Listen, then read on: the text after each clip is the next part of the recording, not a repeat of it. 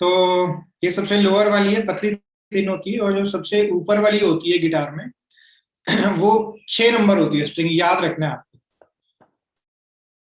Higher वाली ऊपर होती है, ये सबसे मोटी होती है, सबसे मोटी थिक। ये बाकी बीच वाली होती है। लिख लो, लिखते रहो, तेजी से लिखो, मैं स्पीड बढ़ाऊंगा थोड़ी। उसके बाद है, अब हम पढ़ेंगे स्केल ले लो, टैब्स, टैब्स के बारे में मैं आपको क्लास के लास्ट में ना बताऊंगा, सिलेबस के बारे में सिलेबस दूंगा मैं आपको। तो उस सिलेबस के अकॉर्डिंगली हम चलेंगे, उस सिलेबस को आपको रीड करना आना चाहिए। तो वो कैसे करते हैं मैं आपको बताता हूँ। गिटार की स्ट्रिंग्स बनाएंगे। गिटार में कितने स्ट्रिंग्स होती हैं? 6 स्ट्रिंग्स, 6 स्ट्रिंग्स बनाएंगे। 1, 2, 3, 4, 5, 6। बनाओ जरा तेजी तेजी से।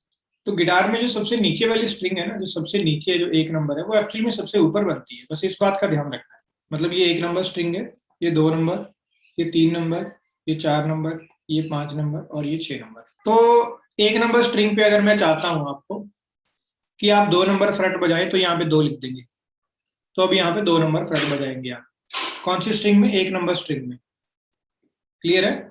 फिर मैं चाहता हूँ कि 2 नंबर स्ट्रिंग के ऊपर आप 4 नंबर फ्रेट बजाएं, तो यहाँ पे 4 लिख देंगे। फिर मैं चाहता हूँ 4 नंबर स्ट्रिंग के ऊपर आप 2 नंबर फ्रेट बजाएं, फिर 2 लिख देंगे। फिर चाहता हूँ कि 5 नंबर स्ट्रिंग के ऊपर 1 नंबर फ्रेट बजाएं, तो यहाँ पे 1 लिख देंगे।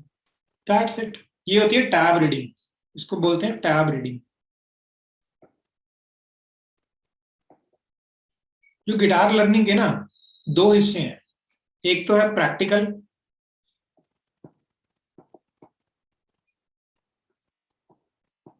गिटार के 2 हिस्से हैं, एक तो है प्रैक्टिकल, एक है थ्योरी।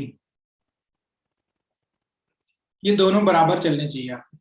अगर आपका प्रैक्टिकल नॉलेज काफी आगे चला गया, तो फिर बाद में आप थ्योरी सीखेंगे, बात बनेगी नहीं। एक टाइम पे आके आपका लॉक लग जाएगा। अगर आप थ्योरी सीखते रहेंगे, प्रैक्टिकल नहीं सीखेंगे, तब भी इम्बैलेंस रहेगा, तब भी बात बनेगी नहीं। जब भी आप आगे जाएंगे म्यूजिक में, तो आपको शीट रीडिंग की जरूरत पड़ेगी। कंसेप्ट को समझेंगे आप कि एक्चुअली चीजें काम कैसे करती हैं, होता क्या है। ये हमारा सिलेबस है, ये हमारा गिटार क्लास का सिलेबस है। ठीक है? इसके अंदर फॉर एग्जाम्पल आप 10th पॉइंट तक पहुंच गए, यहां तक आप पहुंच गए हैं 10th पॉइंट तक। अब आपको 11th पॉइंट करना है। ये क्लास 1 का सिलेबस है। 11th पॉइंट करना है। तो अगर अब आपको टीचर अगर करवा रहा है कि बेटा यहाँ यहाँ फिंगर रखो, ये ऐसे ऐसे करके बजाओ, ठीक है, तो इट मीन्स आप कमजोर हो रहे हैं। क्या करना है? अगर आपने 10th पॉइंट कर लिया है, 10th पॉइंट आपने कर लिया है, ठीक है, अब टीचर बोलेगा कि आप 11th पॉइंट करो, खुद से शीट रीड करो, शीट रीड करके आप उसको प्रैक्टिस करो, प्रैक्टिस करके मुझे दिखाओ। टीचर का काम होता है गलती निकालना, टीचर का काम मिस्टेक निकालना है। आपके लेसन के अंदर की मिस्टेक, टीचर का काम लेसन देना नहीं है। टीचर अगर आपको लेसन दे रहा है, तो वो आपको कमजोर कर रहा है। जितनी जल्दी आप इस चीज को समझ जाएंगे, उतने आप अच्छे और क्वालिटी वाले गिटारिस्ट बन जाएंगे। अगर आप इस चीज को नहीं समझ पाएंगे, सामने वाले टीचर से लेसन लेके करते रहेंगे, तो आप शीट रीड क्यों करेंगे? आप बताइए, आप कभी शीट रीड करेंगे? आप कभी नहीं करेंगे। दूसरी बात, जब आप 6 महीने साल गिटार सीख लिया, छोटे छोटे लेसन होते हैं, टीचर बता सकता है आप। फॉर एग्जाम्पल, टीचर ने आपको बता दिया ये ऐसे प्ले करना है, 1 2 3 4, ये वाला 1 2 3 4 1 2 3, ये बिल्कुल छोटे छोटे लेसन है, बहुत छोटे लेसन। जब बात बड़े लेसन की आएगी, जिसमें कि इसमें इनमें कितने नोट्स होते हैं? इनमें 20 50 100 नोट होते हैं। जब बात बड़े लेसन की आएगी, जिनमें 1000 नोट्स है, तो जिसमें 1000 स्वर है, उसको मैं कैसे बताऊंगा आपको? क्या आप उसको सुन के उस टाइम पे बजा पाएंगे? अगर बजा भी पाएंगे तो हो सकता है 4 स्वर बीच में से छोड़ दें, कोई स्वर बीच में से छोड़ दें। लेकिन अगर शीट होगी, शीट रीड करनी आती होगी, तो आप कोई स्वर गलत नहीं करेंगे, तो आप सही तरीके से सीख पाएंगे। फॉर एग्जाम्पल, बड़ा लेसन है ना ये,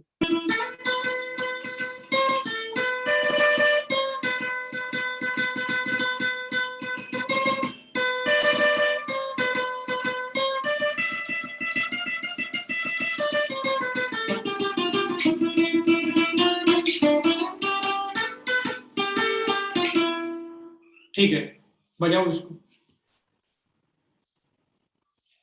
बजा सकते हो?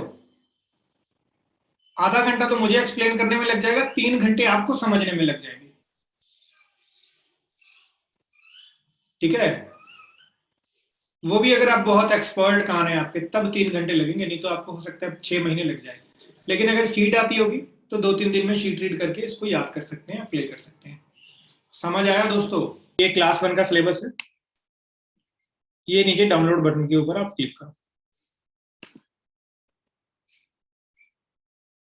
ठीक है, तो इसमें क्या है, पार्ट 1 है, पार्ट 2 है, पार्ट 3 एंड पार्ट 4। ये इंडेक्स फाइल है, इसको खोलेंगे, वही है जो मैंने अभी आपको दिखाई थी। जो भी आपको आपका जो लेसन है वो डन अगर हो रहा है तो आप उसको टिक करते रहेंगे, ये भी हो गया, ये भी हो गया, ये भी हो गया, ये भी हो गया, ये भी हो गया, ये भी हो गया, ये सारा हो गया। 10th पॉइंट तक फॉर एग्जाम्पल हो गया। अब आपको 11th पॉइंट करना है। 11th पॉइंट 11th पॉइंट कहां पर है? 11th पॉइंट का आंसर है पार्ट 2 में। तो पार्ट 2 का फोल्डर हम ओपन करेंगे और उसमें ये वाला ढूंढेंगे, 4 fingers exercise on all strings. 4 finger exercise on all strings, ये रही इसकी फाइल। ठीक है, इसमें 2 चीजें हैं। ये ऊपर वाली जो चीज है ना, ये स्टाफ नोटिंग, ये क्लास 2 वालों के लिए, आपके लिए नहीं है। आपको इसको रीड नहीं करना, आपको इसको इग्नोर करना है। तो आप बोलोगे कि फिर अगर इग्नोर ही करना तो बनाया क्यों इधर हमारे लिए?